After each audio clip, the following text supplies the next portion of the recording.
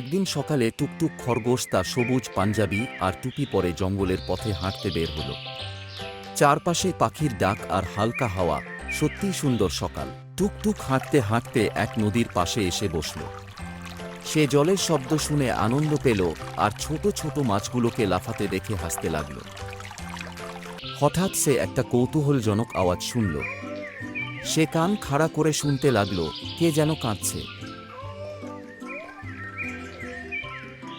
টুকটুক খুঁজতে খুঁজতে দেখতে পেল একটা ছোট কচ্ছপ গাছের ডালে আটকে গেছে। সে ভয় পেয়ে কাঁদছিল। টুকটুক ধীরে ধীরে গিয়ে কচ্ছপটিকে সাহায্য করল। সে বলল, ভয় পেও না বন্ধু, আমি আছি। তারপর তারা একসাথে বসে গল্প করল, হেসে খেলল। টুকটুক বলল, আজ আমি এক নতুন বন্ধু পেলাম।